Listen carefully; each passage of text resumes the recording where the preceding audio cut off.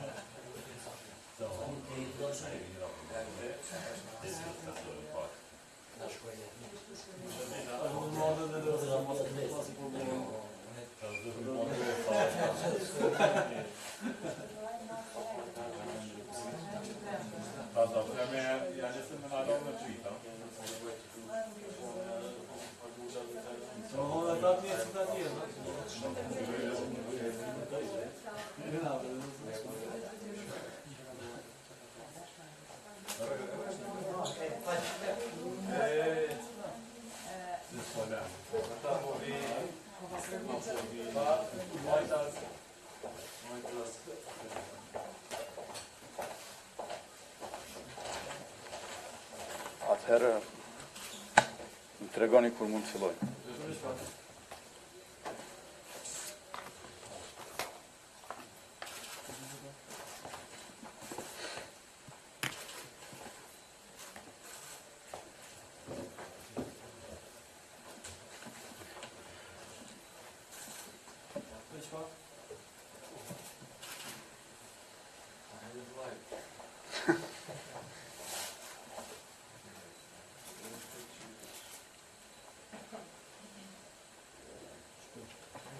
Mund të filloj? Atëherë të nderuar gazetarë, ju faleminderit shumë që jeni përgjigjur pozitivisht thirrjes sonë për këtë konferencë për Shtyp. Fillimisht dua që përsëri të falenderoj qytetarët e Republikës Kosovës për festën e demokracisë në zgjedhjet e 11 qershorit.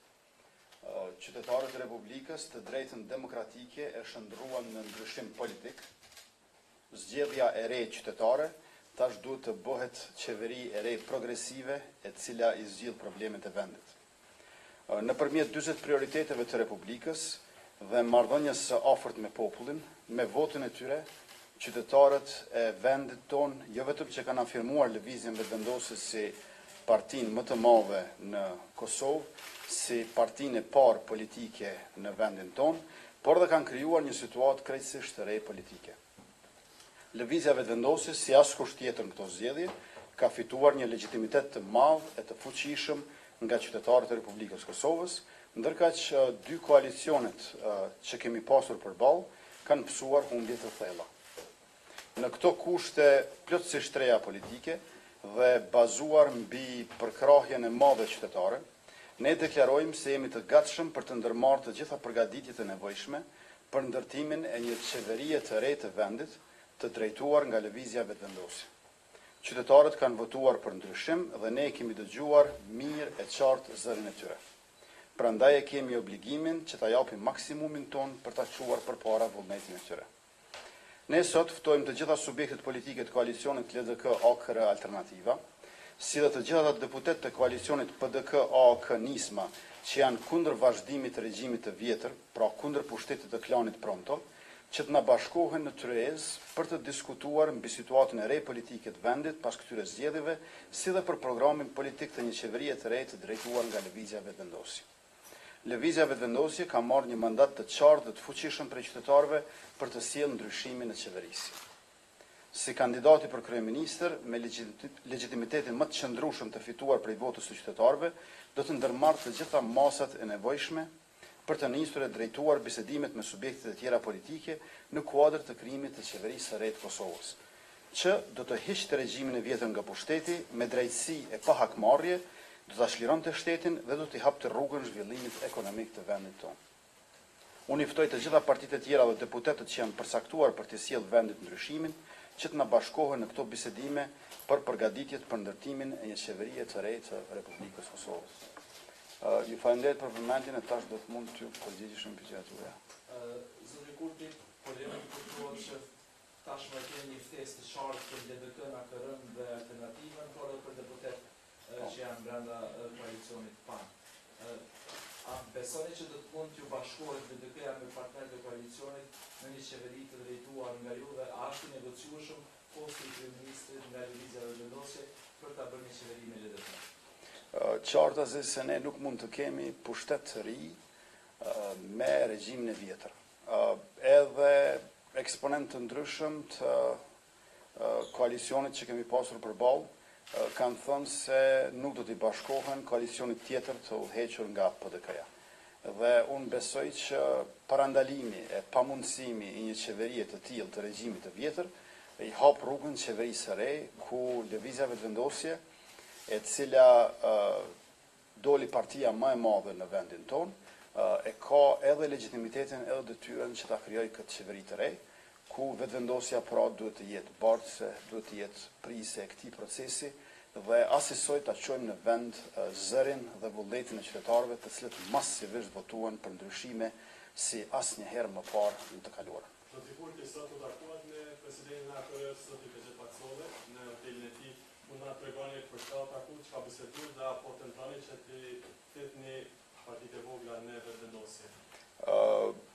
Unë nuk i kam se çfarë i shtoj shumë atij deklarimit sqarues që ka bërë vetë zotëri Paçolli.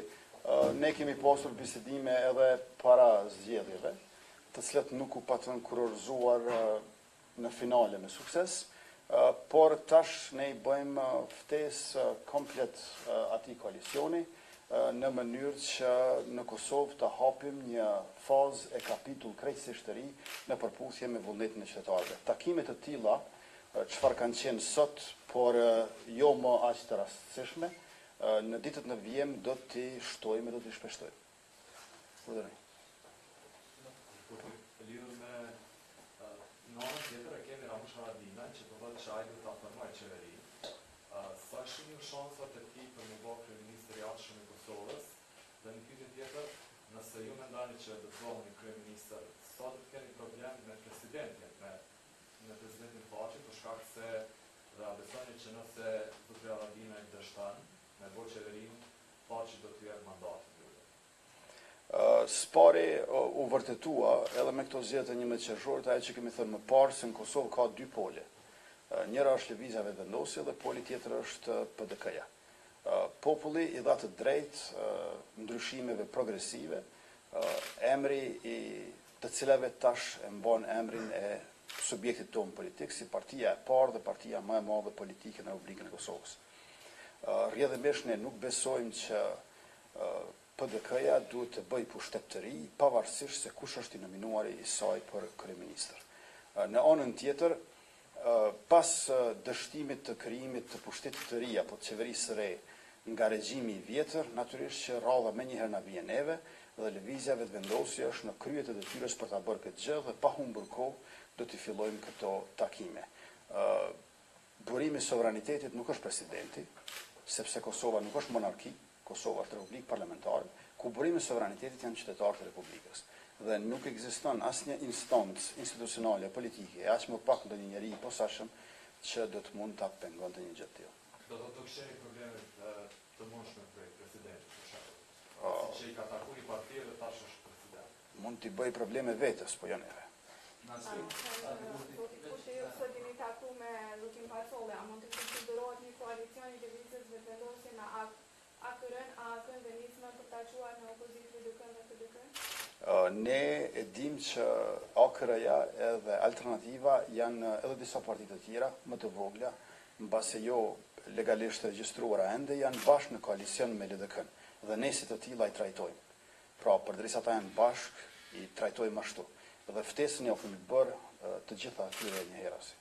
Herë nëse nuk i thonë që nuk jau jap mandatin për formimin e qeverisë dhe vendi shkon në zgjedhje, ju a keni ndaluar prapë vetë, a keni shku në koalicion me parti tjera? Nuk mund ta ndal asnjë person i veçantë, kush do qoftë ai dhe çfarë do qoftë emri i tij, vullnetin e popullit. Nuk mundet dikush këtu të thotë se lejon apo s'lejon të bëhet dikush kryeministër. Pra, duhet të dështoj partia e regjimit të vjetër dhe qeveria e re progresive vjen. Nuk mund ta ndal këtë gjë zotë tash.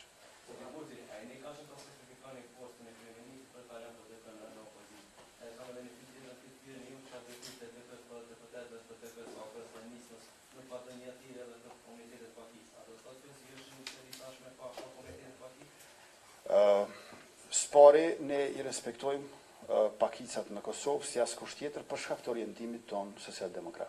Së dyti ne kemi paralajmëruar dialog prej poshtë me ta për zhvillim të hapur e demokratik. Së treti ne do t'i përfshijmë edhe pakicat kombëtare në qeverinë tonë të re. Dhe kjo është nevojë e vendit tonë dhe obligim kushtetues e ligjor. Ndërkaq që ne nuk bëjmë pazare të tilla sa i përket pozitave në kuptimin që do ta deformonin vullnetin e popullit. Vullneti i popullit ka qenë i qartë me datën 11 qershor dhe vullneti i popullit nuk është përshitje. Por, zotë i kurti një shkelem. A i bëni ftesë edhe liderëve të PDK-s, shembull, liderit e AK-s, liderit e Nismës apo vetëm deputetëve? A i gatshëm që tuni me Ramushin, me Katrinën edhe me Fatmirin që bisedani? Deklarata ime ishte shumë e qartë. Pra, spari ne i bëjmë thirrje koalicionit që kishin përballë të 6-7 partive, po ku theksuan LDK, AKR edhe Alternativa, dhe deputetëve brenda koalicionit tjetër që të na bashkohen në qeverinë progresive. Mos harroni që tazëm partia Nisma për Kosovën është orientimi social-demokrat. Dhe të Nisma dhe të AK-ja, po dhe të vetë PDK-ja, për dallim nga kreu i asaj partije, kanë qenë njerëzit kundër demarkacionit me malë në zi, çfarë na u servua, kundër zajednicës së Serbisë e kështu me radhë. Dhe më thënë, aty ka një heterogenitet, jo vetëm në koalicion, po edhe për brenda partive. Dhe duke provuar që të bashkojmë sa më shumë njerëzit për të mirën e Kosovës, ne kemi bërë një thirrje të tillë. Ne janë ka vend të ditur që në krye të negociatave për koalicione është Isa Mustafa. A do të pranoni të fitoni me Isën negociata me Isën për koalicione? Ne kemi bërë thirrje për një tryezë lidhur me qeverinë e re progresive që jo thjesht e synojmë ne, por paraqit rezultatin e zgjedhjeve të fundit, e kë e përcakton koalicioni tjetër që do t'i përfaqësojë është çështja e tyre. Individi që ju konsideroni dhe përmeni emrin presidenti i Kosovës, është në faqe, mund të thirrët në interpretimin kushtetues që nuk është bashkë i qartë sa i përket mandatarit nëse i pari dështon. Për shembull, në 95.4 e kushtetutës nuk jep shumë qartësi sa i takon partisë ose koalicionit të dytë fituesi zgjedhjeve, apo ka të drejtë një mandatar i lidh brenda koalicionit ose partisë fituese që ka dalë para në zgjedhje. Nëse thirrët në këtë interpretim kushtetues të dy herat, presidenti faqe ja jap të drejtën planit. Ju mbetni pak të drejtë, çfarë do të bëni? A do të dërgoni në shkrim apo si do të bëni? Nuk do të mund ta ndal vullnetin e qytetarëve të Republikës për ndryshime që u shpreh me 11 qershor asnjë njeri i veçantë, çfarë do të qofshin ata që unë ua përmend ose s'ua përmend emrin. A besoni që do të kemi krizë politike në përsëritjen e 2014 duke bërë këto pozicionime që keni tash për anës juve edhe për anës planit, edhe besoni çfarë përgjigje besoni se do t'ju japin njerëzit e DPK-s, kur ju nuk keni arritur me bërë për shembull koalicion para zgjedhjeve?